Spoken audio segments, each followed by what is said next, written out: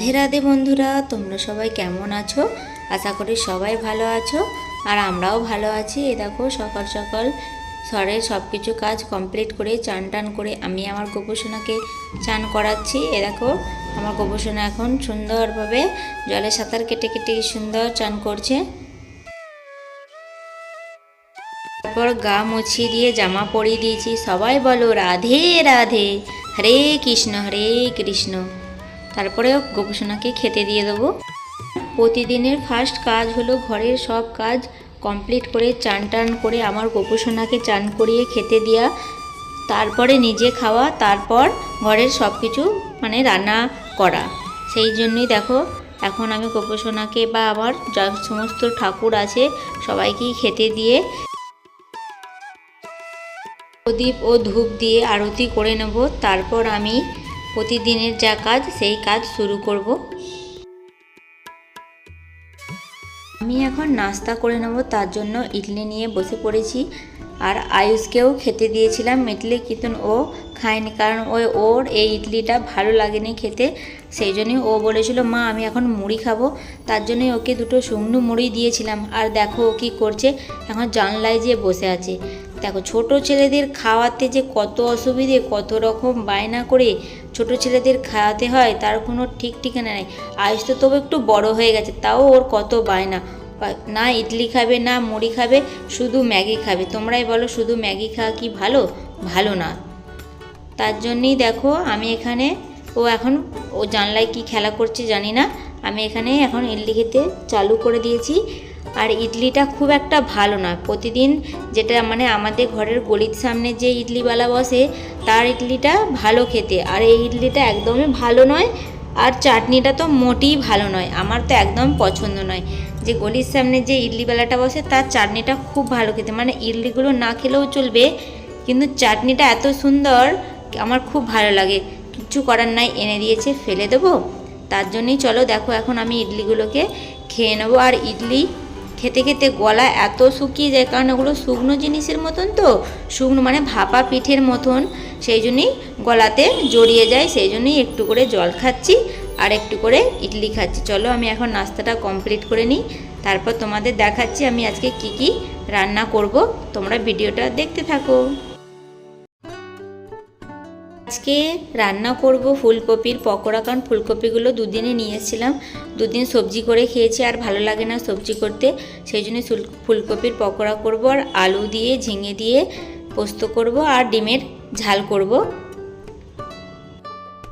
বলতে বলতেই দেখো আমার রান্না কমপ্লিট হয়ে গেছে। দেখো ডাল করেছি, আলু পোস্ত করেছি, যে পকোড়া করেছি, আর এদিকে ডিমের ঝাল করেছি। আর পকোড়াগুলো কিন্তু খেতে ভালো হয়েছিল, দেখতে এরকম লাগছে। আর হটপটে রেখেছিলাম যাতে নরম না হয়ে যায়, সেই জন্য হটপটের ভেতরে যাতে গরম থাকে সেই জন্য হটপটে রেখেছিলাম, কারণ ওর বাবার আসতে তো দেরি হবে, সেই জন্যই হটপটের ভেতরে রেখেছিলাম। দেখো আমার রান্না কমপ্লিট হয়ে গেছে।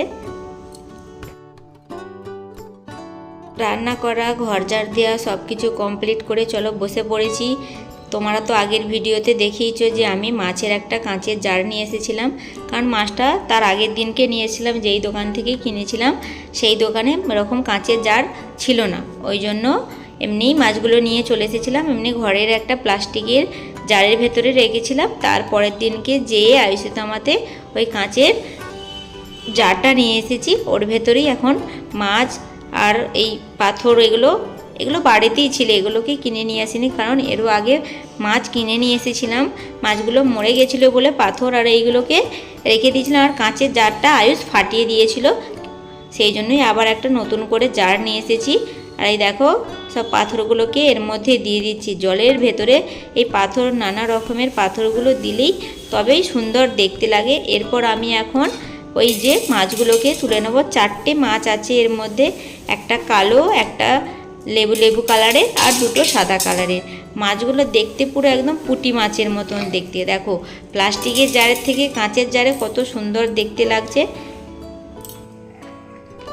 আর মাছগুলো এত লাফালাফি করছে, আমি কিছুতেই ধরে ওদিকে তুলতে পারছি না। ওইটা একটা আয়ুষের খেলনা ছিল, ওটা করেই তুলছি, কারণ হাতে করে তুললে যদি মাছগুলো মরে যায় আমাদের হাতে স্কিনের স্পর্শে, ওই জন্য আর হাতে করে তুলে নিয়ে আয়ুষের ওই খেলনাটাকে ভালো করে ধুয়ে নিয়ে এসে ওতে করেই তুলছি। প্রথমের এই যে লালটা আপনার উঠে পড়েছে, কিন্তু ওই যে সাদাগুলো আর ওই কালোটা কিছুতেই উঠতে চাইছে না। এদিকে ধরছি তো ওইদিকে চলে যাচ্ছে, ওদিকে ধরছি তো এদিকে চলে যাচ্ছে। এই করে করে করে অনেক কষ্ট করে তুলেছি। কিন্তু এর আগে যেই 4টে মাছ নিয়ে এসেছিলাম ওগুলো এতই শান্ত ছিল, আপনি ওইটাই করে এরকম তুলতেই ওরা আপনার উঠে চলে আসছিলো। কিন্তু এরা এত ছটপটে, কিছুতেই হাতে আসছে না। সেই থেকে কখন থেকে এদিক ওদিক করে করে তারপরে শেষ পর্যন্ত সব মাছগুলোকে এর ভেতরে দিয়ে দিলাম। মাছগুলো সব ওতে দেওয়ার পর এই যে মাছের যে কালকে রেখেছিলাম যে জলটাতে, ওরই অর্ধেক জল ওই মাছের মধ্যে দিয়ে দিলাম। কারণ বলে নাকি মাছেরা একটু লালাযুক্ত জল চাই, কারণ আমি ওটা নতুন জল দিয়েছিলাম, ওরা একদমই নতুন জলে গেছে। সেই জন্য ওরা যেই জলটাই আগে ছিল সেই জলের কিছুটা জল ওর মধ্যে দিয়ে দিলাম, যাতে না ওরা বুঝতে পারে যে অন্য কোনো জলে এসে গেছে। মিশে গেলে অতটা ওদের লাল্লাড়েনি ভাবটা ওই জলের মধ্যেও চলে আসবে। তারপর পরপর তো ওরা থাকতে থাকতে পরপর জলের মধ্যে একটা এসে যাবে। এই দেখো নতুন কাঁচেতে কত সুন্দর দেখতে লাগছে মাছগুলো, আর এদিক ওদিক করছে তো, আর দেখো কত বড় বড় লাগছে আর চকচক করছে মাছগুলো।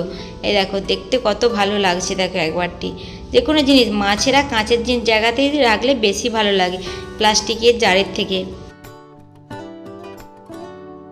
আয়ুষ যখন বাইরে খেলা করতে যায়, ঘরে যখন আমি একা বসে থাকি, সারাক্ষণ তো আর ফোন নিয়ে ভালো লাগে না।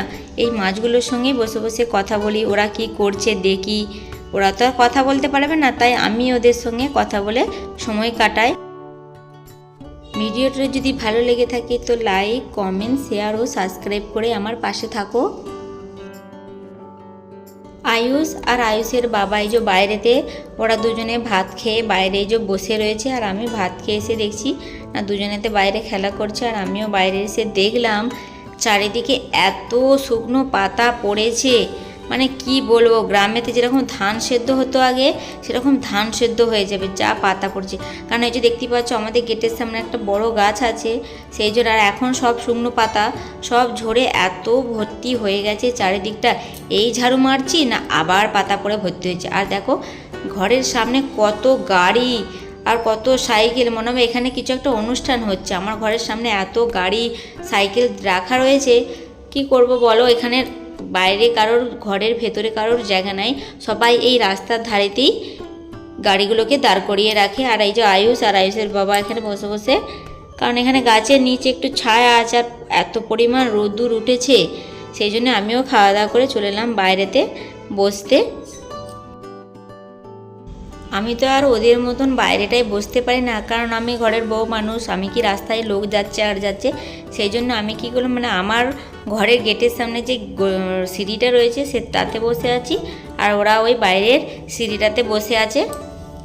চলো আজকের মতন ভিডিওটা এখানেই শেষ করছি, আবার তোমাদের সঙ্গে অন্য কোনো ব্লগে দেখা হবে। টাটা।